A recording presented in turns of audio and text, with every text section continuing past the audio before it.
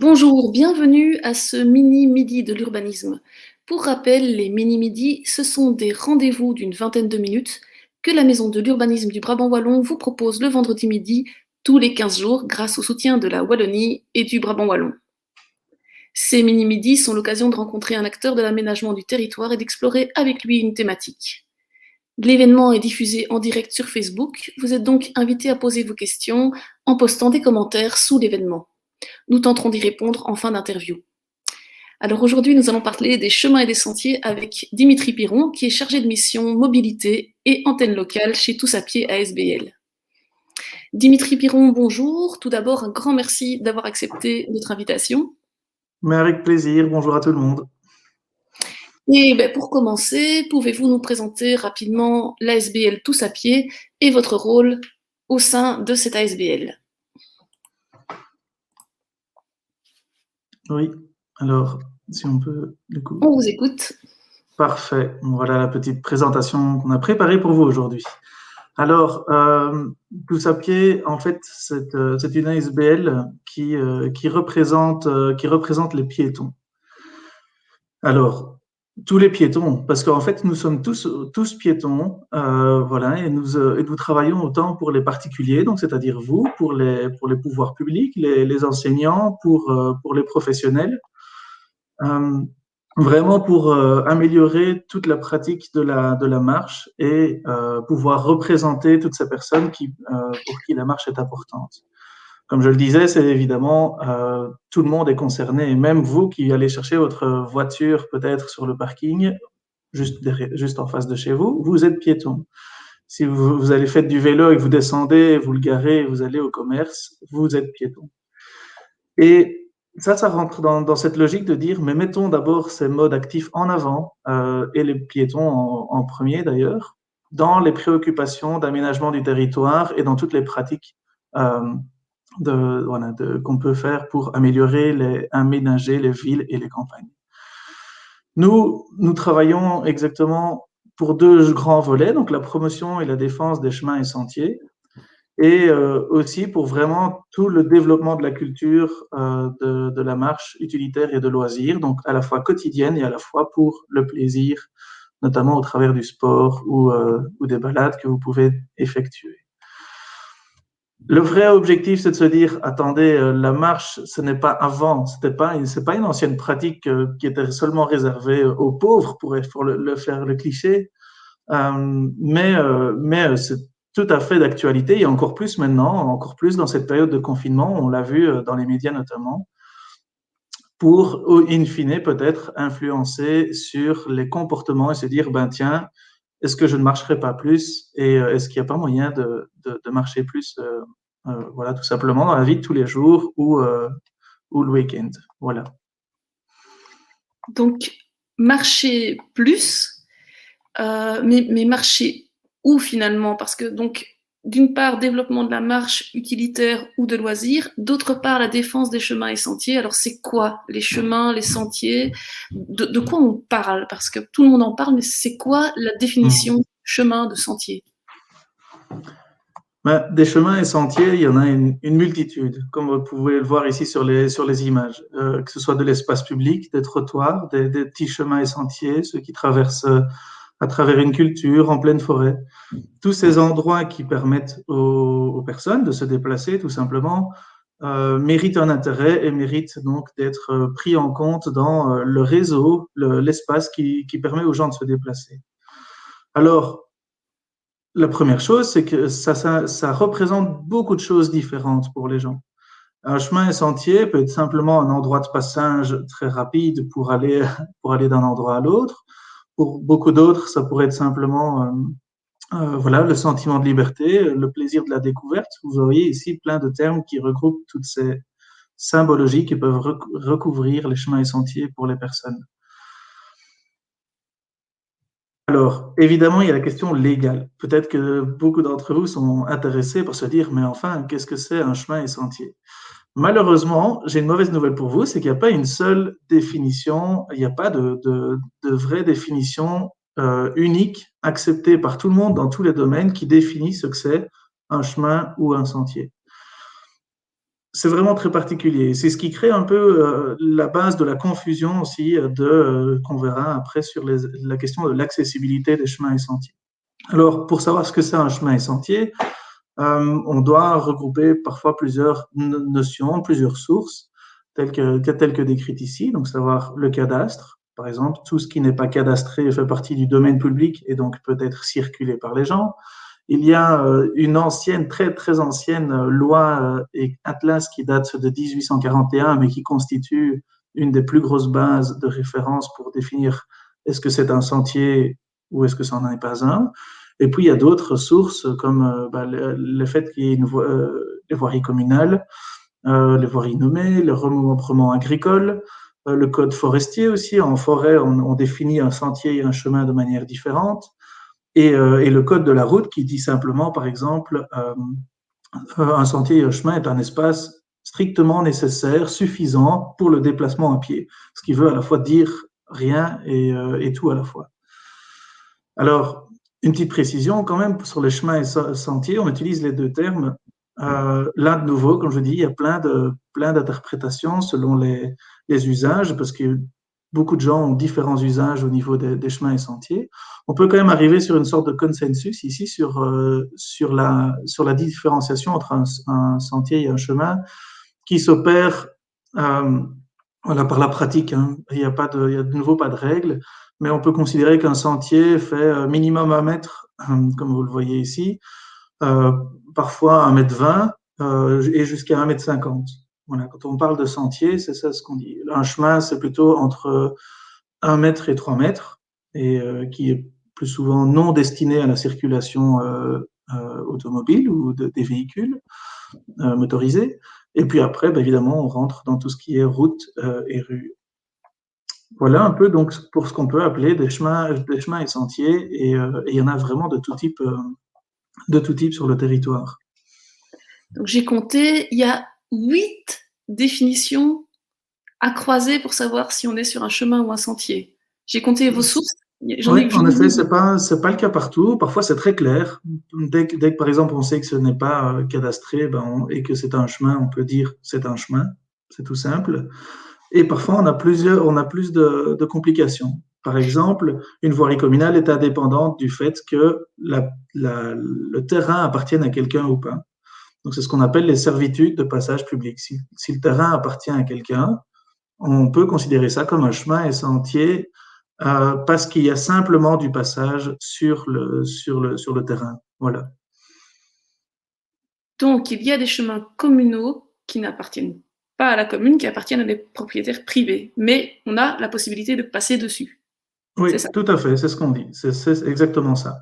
D'accord. Et la carte IGN, dans tout cela, elle a quelque chose à voir avec l'existence du sentier ou du chemin?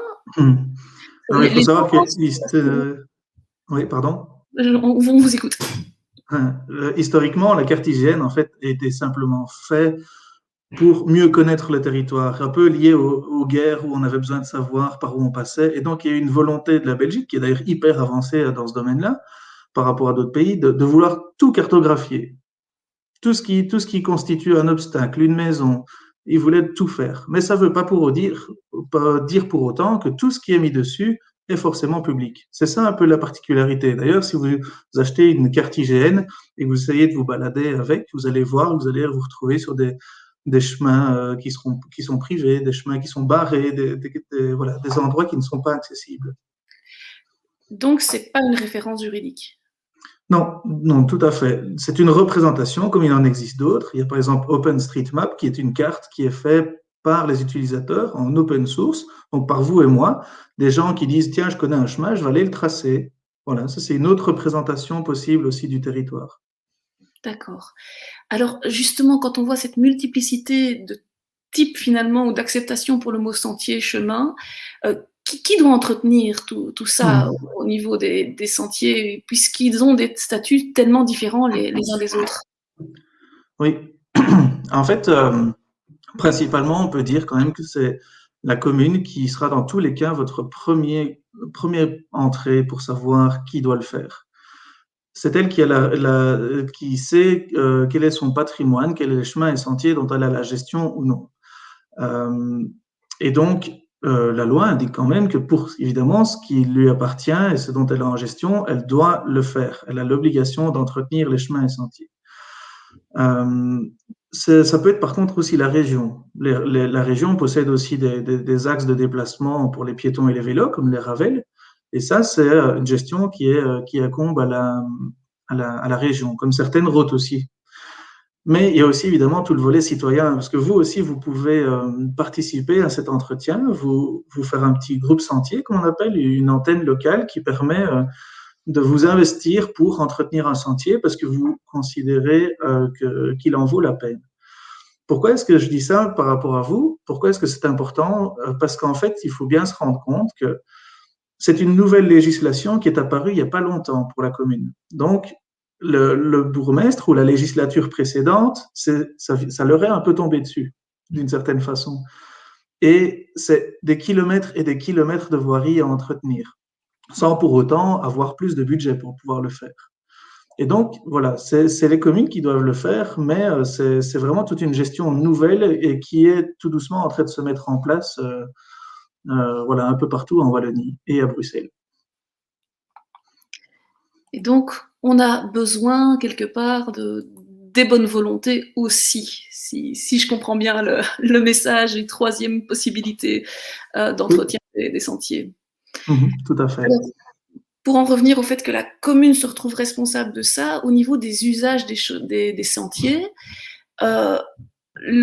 souvent, sentier, on pense rôle récréatif, les joggers, les VTT, les promenades touristiques. On a vu avec le confinement, surtout au printemps dernier, à quel point les sentiers étaient pris d'assaut véritablement par plein de gens, plutôt pour du récréatif. Mais c'est pas le seul rôle du sentier. Donc, Non, tout et à en fait. souvent, le sentier, c'était un mode de déplacement. Donc, je ne sais pas ce qu'on pourrait dire. Est-ce qu'il y a des exemples concrets d'usage utilitaire en fait du sentier, des choses vraiment aménagement du territoire au sens Oui. strict. Oui, tout à fait. Alors, bah, déjà, les rôles que vous citez, on peut déjà les regrouper en quatre grandes catégories.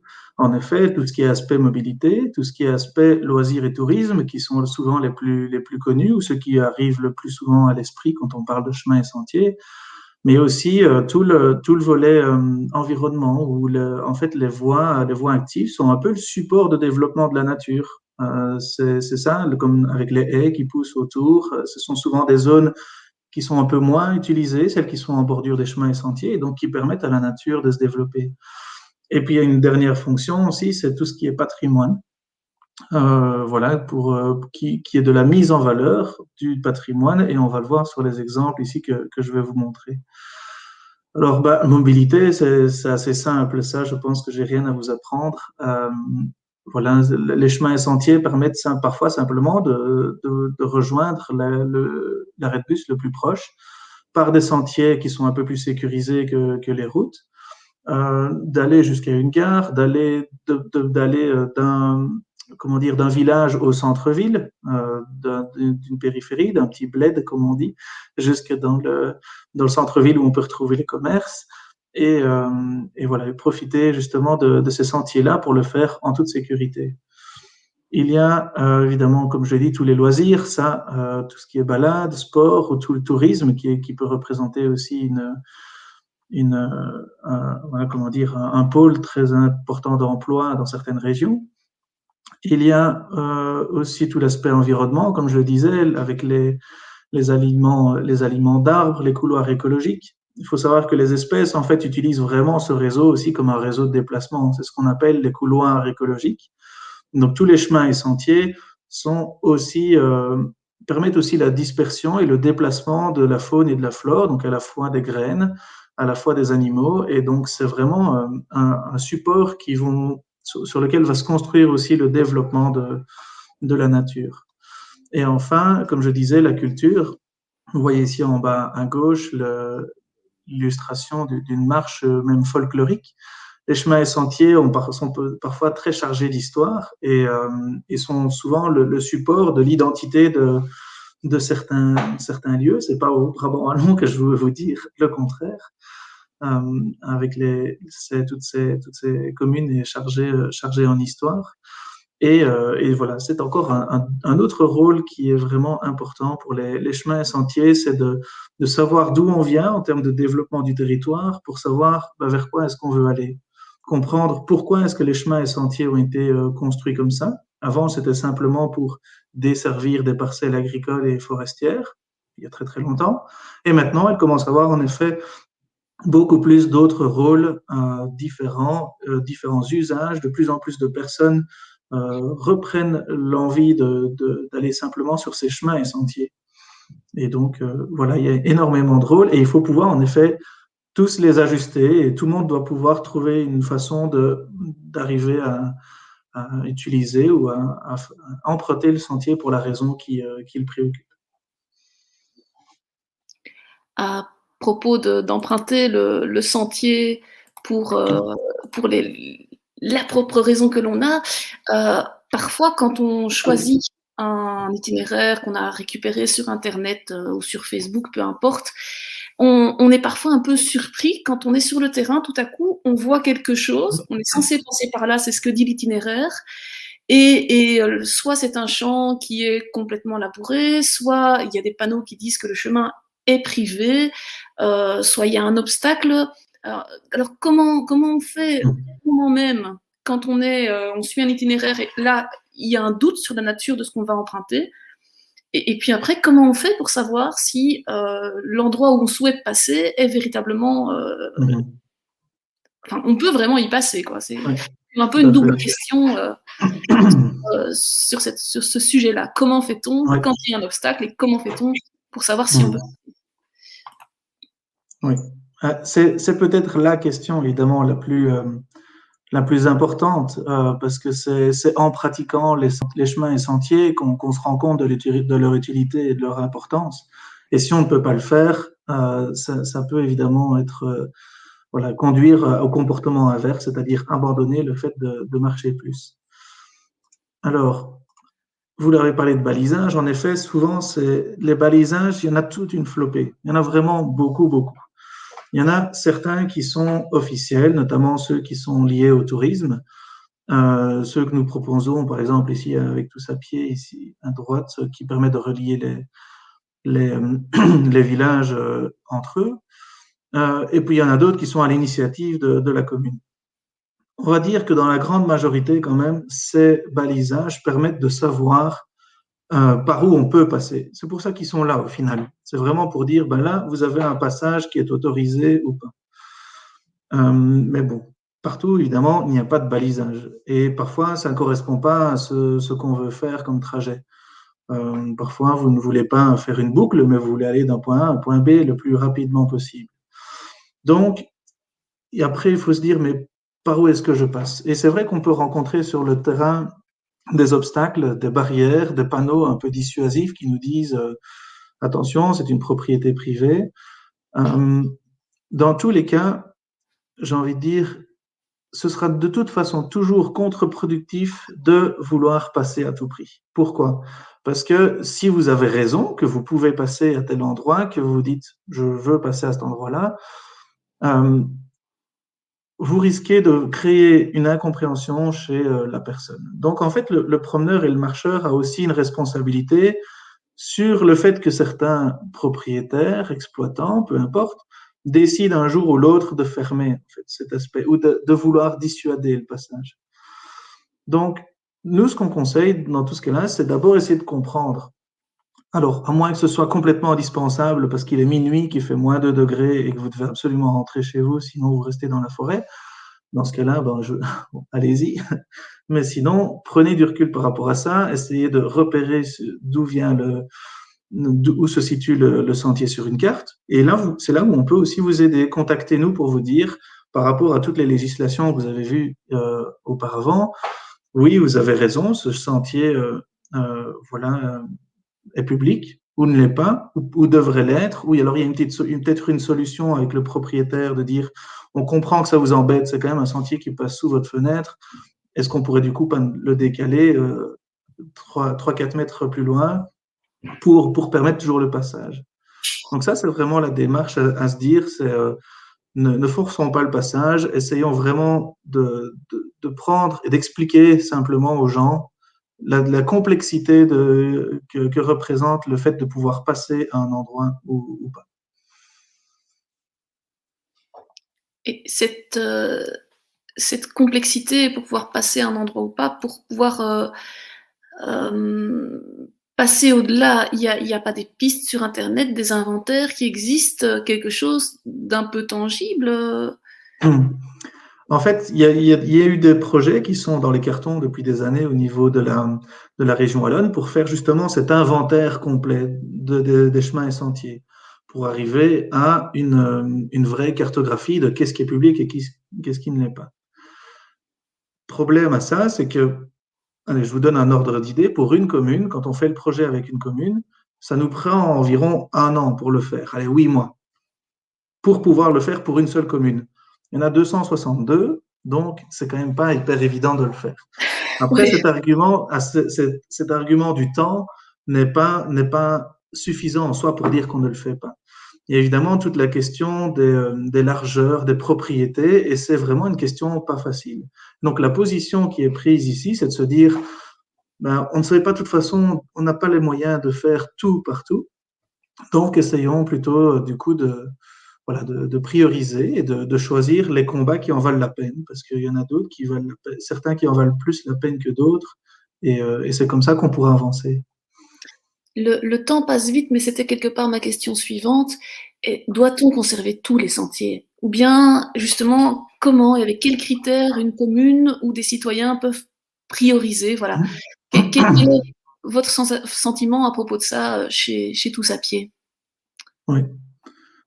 Alors, ben, en fait, c'est tout à fait ce que vous avez dit, c'est de pouvoir manifester déjà votre intérêt, votre volonté de le faire auprès de nous, auprès de la commune, et de dire, voilà, tel sentier mériterait vraiment un intérêt, une réhabilitation. Alors, pour faire court, on peut tout faire. Tout vaut la peine d'être fait, mais on n'a pas le temps de faire tout. Donc, il faut parfois définir des priorités. Est-ce qu'on veut relier des pôles? Est-ce qu'on veut faire des boucles touristiques? Est-ce qu'on veut permettre aux enfants d'aller à l'école à pied depuis tous les petits villages? Ça, c'est à la fois une décision qui est vraiment très personnelle et qui peut être politique aussi dans chacune des communes. Nous, on peut aider avec des outils qui permettent justement d'impliquer les bénévoles, et c'est pour ça que ça prend du temps, pour vraiment se dire qu'est-ce qui est important pour vous et de faire la transition entre les citoyens et la commune pour identifier vraiment, ben, ici vous avez une carte très illisible qui permet de montrer en résumé et de manière compilée tous les points d'intérêt, les points de vue, les revêtements des sentiers, ce qui est accessible, ce qui devrait l'être, ce qui, voilà. Donc ça, on peut évidemment faire la démarche, mais ça prend évidemment beaucoup de temps, mais ça peut arriver à des très beaux exemples, comme ici en région liégeoise, d'où je proviens, où il y a en fait une réouverture complète d'un itinéraire cyclo-piéton sur plusieurs kilomètres, vraiment à travers les campagnes, qui était fait à Chaudfontaine, dans la commune de Chaudfontaine, en périphérie de Liège. Et donc, ça vaut le coup de se lancer à fond, en effet, dans cette démarche et de faire des choix sur qu'est-ce qui est important pour nous pour favoriser la marche. En essayant de rassembler les différents acteurs pour que ça devienne possible, évidemment. Oui, tout à fait, et que tout le monde puisse donner son avis, parce que tout le monde a son utilité et sa raison de marcher, pour des raisons de santé aussi, on ne l'a pas évoqué, il y en a bien d'autres, et donc on doit pouvoir arriver à proposer ça voilà, à tout le monde, quoi. Bien, alors comme le temps file véritablement, eh bien, on va maintenant passer aux questions du public, s'il y en a. Donc, je rappelle la procédure. Si vous souhaitez poser des questions, il suffit de les indiquer en commentaire sur la page Facebook, en dessous donc de ce direct, et je verrai vos commentaires. Pour l'instant, il n'y en a pas. Et donc, je me demandais, en attendant éventuellement que certains commentaires arrivent, je ne sais pas, Dimitri Piron, si vous aviez une autre question, vous aviez envie de creuser un peu plus avec nous, notamment peut-être sur les données accessibles sur Internet par rapport au sentier. Alors, vous avez bien dit qu'il n'y avait pas d'inventaire, mais je sais que Wallon Map propose quand même quelques petites choses intéressantes à consulter, à voir. Tout à fait. Alors, il y a plusieurs outils, hein, ça c'est clair. Il y a même ceux que vous connaissez qui sont très pratiques sous forme d'applications sur vos smartphones, qui permettent de définir des itinéraires, de suivre une trace que quelqu'un a encodée et de partager voilà, son parcours, son expérience. C'est des applications qui sont très faciles d'utilisation et c'est ça leur très gros avantage. Évidemment, c'est de pouvoir le suivre, de mettre son GPS sur son smartphone et on a presque qu'à se laisser guider. Il y a toute la région wallonne qui fait vraiment un gros effort et maintenant de plus en plus pour aller formaliser le balisage, le renouveler. Il y a vraiment une vraie prise de conscience à ce niveau-là et des investissements supplémentaires qui sont prévus notamment en termes d'aménagement cyclo-piéton. Et il y a en effet des outils un peu plus techniques comme Wallon Map qui permettent d'aller voir soi-même, mais ça demande un peu d'expérience, un peu de se perdre un peu sur l'outil pour savoir où trouver l'information et comment l'interpréter. Ça, c'est clair. Mais ça, c'est de nouveau des choses qu'on peut vous expliquer. On peut vous envoyer une petite démarche pour savoir comment faire et comment utiliser l'outil pour que vous puissiez être évidemment autonome dans cette démarche-là. Effectivement, en allant me perdre sur le site de Tous à pied, j'ai pu voir que vous aviez quand même beaucoup d'outils, notamment un code du promeneur, des recommandations en matière de partage de l'espace sentier, appelons-le comme ça. Mhm. Et je vois que des questions arrivent maintenant. Mais une première question, c'est justement celle de Marcel Causse qui nous dit le partage est parfois difficile avec les cyclistes. Alors, où les cyclistes peuvent-ils passer ou pas? Je rigole hein, parce on est très fort en concertation avec toutes les associations cyclistes. Il y a MBF, donc tout ce qui concerne le VTT, il y a le GRAC qui représente les cyclistes.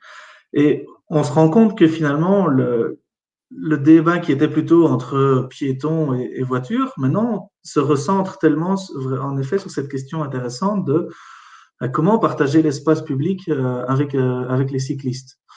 Alors, ce que je peux dire, c'est que j'ai pas de règle générale par rapport, ça dépend vraiment au cas par cas, mais on peut déjà dire que quand je vous parlais de largeur de sentier tout à l'heure, physiquement, quand on a un espace qui est inférieur à 1,50 m, 1,20 m, donc on a affaire à un sentier, il est en effet difficile de prévoir une cohabitation. Ça ne veut pas dire qu'elle n'est pas impossible, parce que ça dépend aussi beaucoup du comportement des personnes et pas simplement de l'infrastructure. Mais il est plus difficile en ce moment-là de prévoir une cohabitation. C'est pour ça qu'il y a des itinéraires et des balisages prévus en disant, ben voilà, si tout le monde va sur ce sentier-là, ça va être difficile que chacun prenne du plaisir en effet dans ce qu'il fait. C'est pour ça qu'on indique des itinéraires plus piétons et des itinéraires plus vélo. Donc voilà, il y a toute cette question voilà, comment dire, de l'infrastructure. Mais je pense que, et on veut vraiment insister là-dessus, que c'est vraiment comment dire, la question du comportement et de la compréhension de la réalité de l'autre. Ce que je m'exprime, c'est que en tant que piéton, j'adore être sur des petits, je prends un exemple, là, sur des petits sentiers perdus où je me sens vraiment seul dans la nature. Ah ben, si ça se trouve, ça va être le même cas pour un VTTiste. Parce que lui, toute la semaine, il a ses trois enfants, un boulot qui lui prend beaucoup d'énergie. Euh, le besoin qu'il a, c'est de ne voir personne et du coup de se perdre aussi. Tous les deux ont le même besoin, tous les deux recherchent le même sentier, mais évidemment, il peut y avoir comment dire, des vitesses différentes qui font qu'on a pas des conflits, j'aime pas ce mot, mais des surprises parfois, enfin voilà, on ne pense plus à l'autre, quoi. Et je pense que c'est vraiment ça la clé de cette cohabitation, c'est de se dire, en fait, je peux rencontrer des cyclistes, en fait, je peux rencontrer des piétons. Donc, quand il y a une grande ligne droite, c'est pas grave. Quand peut-être il y a plus de visibilité, bah, peut-être que je m'adapte, quoi. Parce que on ne peut pas se reposer sur une législation pour arriver à ce que ça fonctionne dans la pratique. Les lois ne permettront dans tous les cas jamais une cohabitation parfaite. Elles peuvent l'aider, elles peuvent indiquer aux gens plutôt où aller pour tel usage, mais elles ne prendront jamais aucun cas dans leur globalité et leur totalité. Donc, à la fois le rationnel et puis l'appel à l'adaptation du comportement de chacun en fonction du terrain que l'on parcourt, que ce soit en jogging, à pied, avec son chien, Mhm. et l'attention à l'autre. Je vois ici une autre question qui est plus technique, de monsieur Jean Debien, qui nous dit qu'il y a des sentiers qui sont entre les parcelles cadastrées et que quand il n'y a pas de numéro, est-ce que ça voudrait dire que le cadastre indique que c'est public? C'est la question. Donc, Mhm. comment interpréter le cadastre? C'est ça la question. Alors, le cadastre n'est que en fait une sorte allez, ça a une dimension fiscale en fait. Ça n'a pas vraiment de dimension de limite de propriété. Ça indique d'un point de vue fiscal si le terrain appartient à quelqu'un. Et il a été construit uniquement dans cet objectif-là, identifier les propriétaires et les taxer derrière. Donc, il ne faut pas prendre le cadastre comme une référence parfaite avec les lignes, comme on peut le consulter sur Wallon Map, on en parlait tout à l'heure, comme une référence parfaite de la précision de où est-ce que c'est public, où est-ce que c'est pas public. Le cadastre, il est parfois établi à 5 mètres près. Hein. Pour un sentier, un chemin, un sentier qui fait 1,20 m jusqu'à 3 mètres, forcément, c'est compliqué. L'avantage du cadastre, c'est en effet d'indiquer est-ce qu'il y a un propriétaire. Et encore, quand on a un propriétaire, il peut être soit privé, soit public. Le propriétaire peut être la commune. Le propriétaire peut être le CPS et donc des parcelles qui appartiennent au public et que le public peut choisir d'une certaine façon, hein, c'est pas vraiment un choix, mais de mettre à la disposition du public pour qu'il puisse l'utiliser. Ça, c'est une première chose par rapport spécifiquement au cadastre. Mais vous pouvez être sûr que si la parcelle n'est pas cadastrée, c'est qu'elle n'appartient à personne et donc par défaut, elle appartient à tout le monde. Donc, vous pouvez dans la grande majorité des cas, s'il n'y a pas eu des permis qui ont modifié ça entre-temps, parce qu'évidemment que le cadastre est mis à jour une fois par an, il faut le savoir aussi, en tout cas rendu public une fois par an. Et donc, voilà, ça c'est la première chose. Et puis, sur le caractère public de la voirie, ce qu'il faut savoir, c'est que même si l'assiette est privée, comme on le disait tout à l'heure, donc même si le sol, le terrain appartient à un privé, et qu'il y a un passage avéré sur la parcelle, on est alors dans un cas d'une voirie qui est créée par l'usage. Donc ce n'est pas une voirie qui est créée par la loi, par le cadastre, par les atlas, l'atlas de 1841, où on a répertorié tout ce qui existait de manière publique, mais par le fait que les gens passent par là. Et là, c'est là où on commence à être dans les cas très particuliers qui sont plus compliqués, évidemment, c'est de se dire où est se situe exactement le sentier, est-ce que j'ai absolument le droit de passer ou est-ce qu'il y a un acte qui stipule. Voilà, c'est vraiment la zone la plus compliquée pour savoir si en effet on peut, si le chemin est public ou pas. Mais sachez peut-être quand même une chose, en termes de juridique, si on peut dire comme ça, c'est un peu au propriétaire de montrer qu'il n'y a plus de passage depuis 30 ans pour pouvoir interdire le passage et supprimer ce chemin-là. Ce n'est pas aux utilisateurs de le prouver. Donc, c'est plutôt aux propriétaires de montrer qu'il n'y a plus de passage depuis 30 ans. Mais après, il y a eu des cas très spécifiques de nouveau où il y a la jurisprudence qui a été plutôt en faveur de propriétaires et à juste titre parce que les utilisateurs et les marcheurs abusaient et inversement, voilà, en faveur des marcheurs parce qu'ils avaient en effet tout à fait le droit de continuer à passer à cet endroit-là. C'est ce que vous disiez en introduction, il y a toujours quelque part une notion de cas par cas et nécessité de s'informer le plus possible, peut-être auprès d'un service urbanisme, et d'avoir du dialogue entre le Oui, propriétaire et les marcheurs pour identifier ce qu'il en est oui, véritablement. tout à fait. Et c'est encore un peu plus spécifique même pour le domaine des agriculteurs, par exemple. On dit tout le temps, là, l'agriculteur a labouré le chemin, mais il avait raison de le faire. Je ne peux pas lui donner tort. Si pendant 20 ans, il n'y a personne qui passe dessus, parce que les gens, avec la révolution industrielle, ont plus utilisé les moyens motorisés, le terrain lui appartient, pourquoi est-ce qu'il ne le ferait pas? Lui, il a besoin d'entretenir son terrain. D'ailleurs, il a la possibilité et le droit de l'exploiter. Donc, il a le droit de le labourer. Il a le droit de planter une culture dessus. Mais si le sentier a une base légale et qu'il y a en effet un passage, il a aussi l'obligation de marquer le sentier, de le rendre praticable, ce genre de choses. Donc, vous voyez, il y a vraiment des cas particuliers où évidemment, on peut fort discuter par rapport à cette accessibilité des chemins et sentiers. Bien. Quand vous dites l'agriculteur a le droit de labourer le chemin, ça doit faire bondir certaines personnes. Puis vous précisez, oui, mais si le sentier est avéré, il faut en plus après le retracer quelque Alors, part. Ce qui se fait, hein, je sais qu'il y a des ouais. régions Alors, il a le droit de le faire si c'est sa propriété, de nouveau, comme on le dit. ah oui, Si si c'est le un, sentier lui appartient. oui, oui, si c'est un chemin public, évidemment que non. C'est vraiment parce que, comme on dit, il y a des chemins publics qui sont sur une propriété privée. Oui, oui, oui, oui, oui. Mais s'ils sont sur une propriété privée, il a quand même l'obligation de marquer le fait qu'il y ait un passage là-bas. Voilà, C'est Et puis après, complexe. il y a des conventions, hein, on peut comprendre la réalité de l'agriculteur, mais de dire, ben, plutôt que ce soit au milieu de votre parcelle, on va peut-être vous créer, par convention, une sorte de petit contrat sur 30 ans, 10 ans, 20 ans, le fait de plutôt faire le chemin en contournant la parcelle, comme ça, en fait, tout le monde est content. Bien. Je vois qu'il y a encore une question et après, je pense qu'on va devoir s'arrêter parce qu'on dépasse largement le temps. C'est une question plus technique par rapport à du balisage. Donc c'est Muriel Dagrin qui demande si on a des informations, des avis euh, Hmm. concernant un balisage avec la difficulté du circuit. Donc ça c'est plus au niveau de l'usage, donc le type les dénivelés, le Hmm. revêtement de sol. Ben, Euh, en fait, Madame Nagra, vous êtes très bien informée parce que justement, c'est vraiment, notamment avec les autres associations de cyclistes, c'est l'idée, d'utiliser un peu la logique que certains d'entre vous peuvent connaître avec le ski, où on utilise des couleurs pour expliquer, attention, si vous allez sur telle couleur, ça va impliquer tel niveau de difficulté.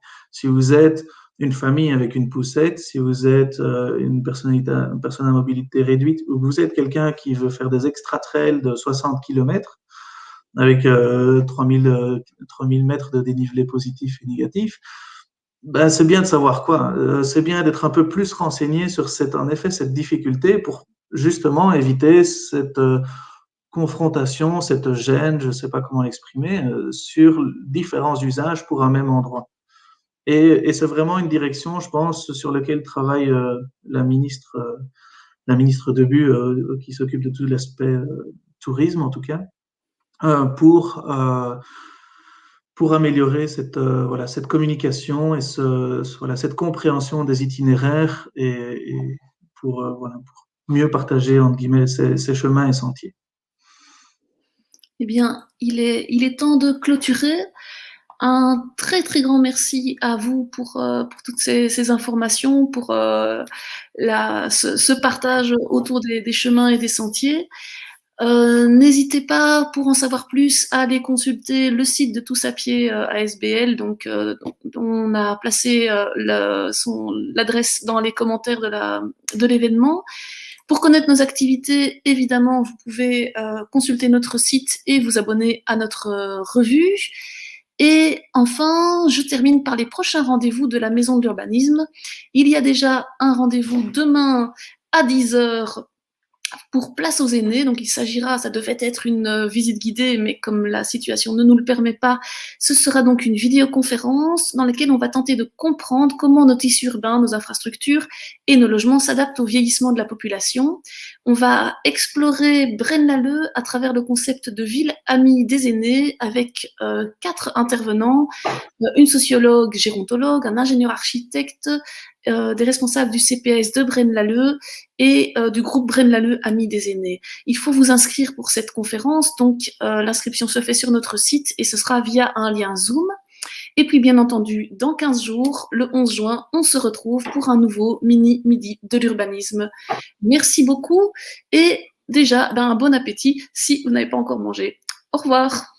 Merci, au revoir.